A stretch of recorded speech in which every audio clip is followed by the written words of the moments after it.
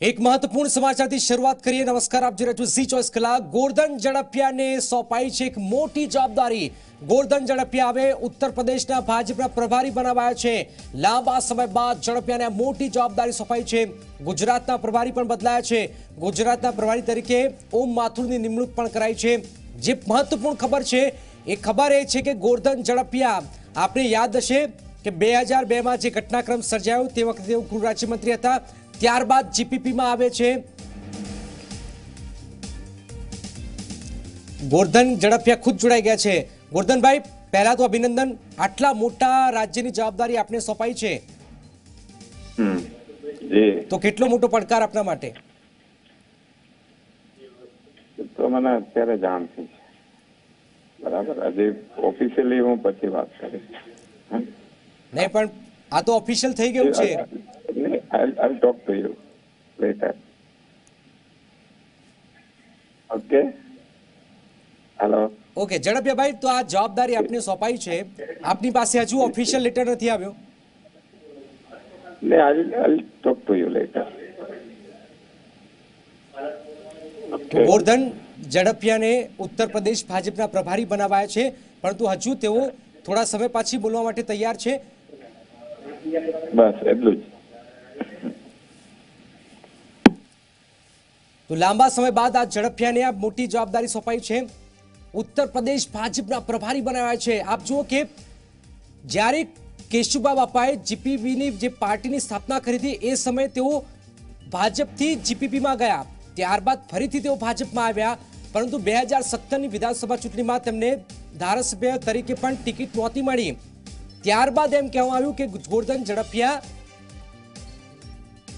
હવે તેમનો મોકો નહીં મળે। પરંતુ આપ જુઓ કે રાજનીતિ છે અને આ રાજનીતિને સમજવાની જરૂર છે કે ગમે ત્યારે કોનો સિક્કો ચાલી જાય, અને એટલા જ માટે ફરીથી ગોરધન ઝડપિયાને ઉત્તર પ્રદેશ જેવા મોટા રાજ્યની આ જવાબદારી સોંપાઈ છે।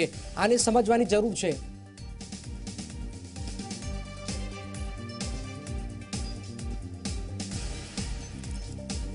તો આપ જુઓ કે મહત્વપૂર્ણ બાબત, બે મહત્વપૂર્ણ બાબત સામે આવી, જેમાં ગુજરાત ભાજપના પ્રભારી પણ બદલાવાયા છે અને ત્યારબાદ ગોરધન ઝડપિયાને આ એક મહત્વપૂર્ણ જવાબદારી સોંપાઈ છે। પ્રકાશ જાવડેકર, સુધાંશુ ત્રિવેદીને રાજસ્થાનના પ્રભારી બનાવાયા છે।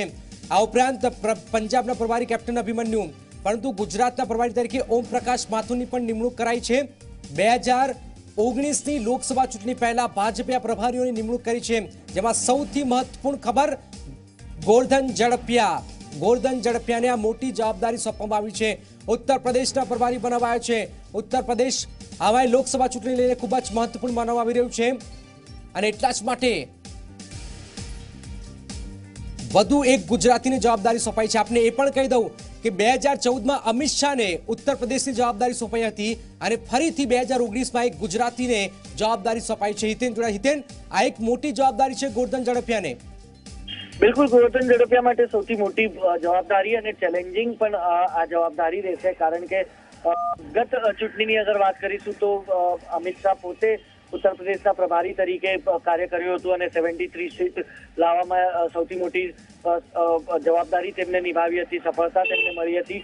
અને હવે ફરી એકવાર 2019 ચૂંટણી માટે જ્યારે એક ગુજરાતના નેતાને જવાબદારી સોંપવામાં આવી છે, તો તેમના માટે ચેલેન્જિંગ હશે કે અમિત શાહનો જે ટ્રેક રેકોર્ડ છે તે કાયમ રાખવો। તો બીજી તરફ જે ભૂપેન્દ્ર યાદવ હતા, થોડા સમય પહેલા ગુજરાત લોકસભા વિધાનસભા ચૂંટણીને ધ્યાનમાં રાખીને તેમને પ્રભારી બનાવવામાં આવ્યા હતા, તેમને બિહારનો ચાર્જ આપવામાં આવ્યો છે, અને ઓમ માથુર ને ફરી એકવાર ગુજરાતના પ્રભારી બનાવવામાં આવ્યા છે। ઓમ માથુરની અગર વાત કરીશું તો 2014 લોકસભા ચૂંટણી દરમિયાન પણ તે ગુજરાતના પ્રભારી હતા અને 26ની 26 બેઠક મેળવવામાં તેમને સૌથી મોટી ભૂમિકા નિભાવી હતી।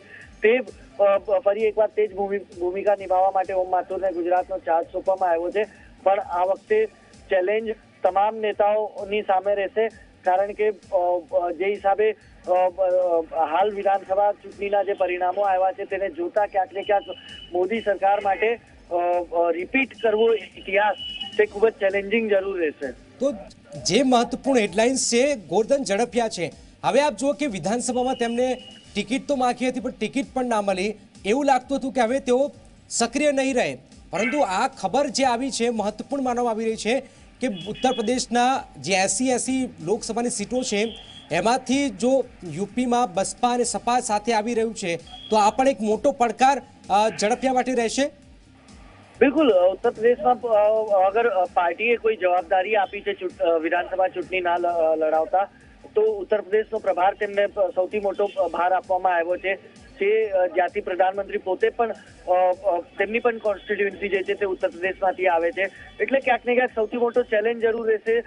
માયાવતી અખિલેશ નું ગઠબંધન અગર થઈ જશે તો ક્યાંક ને ક્યાંક બીજેપી માટે સૌથી મોટો ચેલેન્જ રહેશે કારણ કે એક તરફ સપા બસપા એક સાથે મળીને લડશે તો કોંગ્રેસ અલગથી લડશે જે ક્યાંક ને ક્યાંક બીજેપીના જરૂર વોટ કાપશે જે ઇફેક્ટ જરૂર જોવા મળશે જેથી ક્યાંક ને ક્યાંક ગોવર્ધન ઝડફિયાએ પીએમ નો વિશ્વાસ કાયમ રાખવો બીજેપી અધ્યક્ષનો વિશ્વાસ કાયમ રાખવો એ સૌથી મોટી ચેલેન્જિંગ વાત તેમની માટે રહેશે। બિલકુલ અને આપ જુઓ કે ગોવર્ધન ઝડફિયા છેલ્લા કેટલાક સમયથી પક્ષ માટે સતત સાતત્યપૂર્ણ કામ કરી રહ્યા છે અને કદાચ આ જ કામનું તેમને આ ઇનામ મળ્યું છે અને આટલા મોટા સ્ટેટની જવાબદારી સોંપાઈ છે ભલે વિધાનસભાની ચૂંટણી હોય ત્યાર પણ અનેક મોટી જવાબદારી સોંપી અને હવે આ એક મોટી જવાબદારી। હિતેન જી બિલકુલ સૌથી મોટી જવાબદારી કહેવાશે કારણ કે બીજેપીને પણ ક્યાંક ને ક્યાંક ઉમ્મીદ છે કે જે 2014માં જે ઉત્તર પ્રદેશથી જેટલી બેઠકો મળી હતી 80માંથી 73 તે ઇતિહાસ ફરી એકવાર કાયમ રાખવો છે બીજેપીને।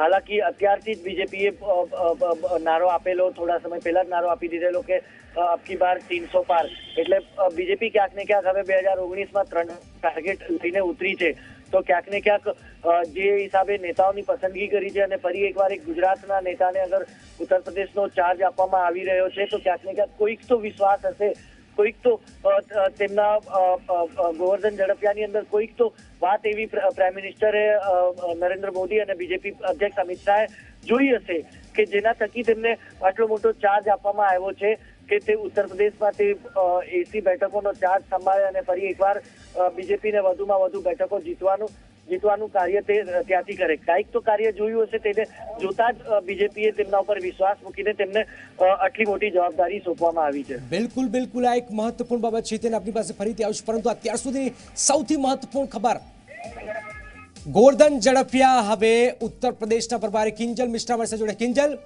આ ઝડફિયાને આટલી મોટી જવાબદારી સોંપાઈ છે 2014માં અમિત શાહની યુપીની જવાબદારી અને 2019 માટે ગોવર્ધન ઝડફિયાને બિલકુલ ગોવર્ધન ઝડફિયા એક સક્ષમ નેતા પણ છે ગુજરાતની અંદર તેમને એક સંગઠનની અંદર એક કુશળ ભાષણ ભજવ્યું છે અને જ્યાંથી તેઓ એક વખત ગુજરાતમાંથી ભાજપમાંથી છોડો ફાડી અને વળી પાછા જ્યારે ભાજપમાં આવ્યા છે તેમાં ખાસ કરીને ખેડૂતોના જે મુદ્દા છે ખેડૂતોના મુદ્દા પર ગુજરાતમાં અનેક સફળતાઓ તેમને મળી છે। ખેડૂતોને મનાવવાની વાત હોય કે અન્ય જે મુદ્દાઓ હોય તેની પર તે સફળ રહ્યા છે જેને ધ્યાનમાં રાખીને હવે જ્યારે લોકસભાની ચૂંટણી આવી રહી છે લોકસભાની ચૂંટણીને ધ્યાનમાં રાખીને યુપીના પ્રભારી ગોવર્ધન ઝડફિયાને બનાવવામાં આવ્યા છે। ખૂબ મોટો નિર્ણય કરવામાં આવ્યો છે તેની સાથે જ વાત કરવામાં આવે તો ઓમ માથુર કે જે યુપીના પ્રભારી હતા તેમને ગુજરાતના પ્રભારી બનાવવામાં આવ્યા છે। ભૂતકાળમાં પણ ઓમ માથુર ગુજરાતના પ્રભારી રહી ચૂક્યા છે। ઘણી સમયે આ જે નામ હતું એનો ગણગણાટ પણ ચાલતો હતો એટલે આ જે બે નિર્ણયો છે તે મહત્વના નિર્ણયો કરાયા છે। બિલકુલ બિલકુલ આ એક મહત્વપૂર્ણ બાબત છે। આભાર કિંજલ। તો લાંબા સમય બાદ ગોવર્ધન ઝડફિયાને મોટી જવાબદારી સોંપાઈ છે। ગોવર્ધન ઝડફિયા મતલબ કે સંગઠનમાં મજબૂત ચહેરો છેલ્લા કેટલાક સમયથી પડદા પાછળ તેમણે ખૂબ જ કામ કરેલું છે ભાજપ માટે અને ગુજરાત વિધાનસભા ચૂંટણીમાં પણ તેમણે અનેક મહત્વપૂર્ણ કામો કર્યા અને એટલા જ માટે ફરીથી ગુજરાતમાં સરકાર બનાવવાનો તેનો પણ એક મહત્વપૂર્ણ રોલ રહેલો છે। આ સ્થિતિની વચ્ચે કેટલીક બાબતો પણ સામે આવી પરંતુ આખરે જે ખબર આવી એ મહત્વપૂર્ણ ખબર ઉત્તર પ્રદેશ રાજ્યને લઈને ઉત્તર પ્રદેશના પ્રભારી બનાવાયા છે ગોવર્ધન ઝડફિયાને। આ એક મહત્વપૂર્ણ ખબર સામે આવી રહી છે। આ ઉપરાંત ભાજપે ગુજરાતના પ્રભારી તરીકે ઓમ પ્રકાશ માથુરની પણ નિમણૂક કરી છે। આ એક મહત્વપૂર્ણ બાબત છે। લોકસભા ચૂંટણી પહેલા ભાજપે પ્રભારીઓની નિમણૂક પણ કરી છે। ગુજરાતના જે ભૂપેન્દ્ર યાદવ છે તેમને હવે બિહાર જે મોટું રાજ્ય છે તેની જવાબદારી સોંપાઈ છે પરંતુ આ જે બે ખબરો છે ગુજરાત ભાજપના પ્રભારી બદલાયા છે તેમને બિહારની જવાબદારી સોંપાઈ છે અને હવે ગોવર્ધન ઝડફિયાને ઉત્તર પ્રદેશ જેવા મોટા રાજ્યની જવાબદારી સોંપાઈ છે।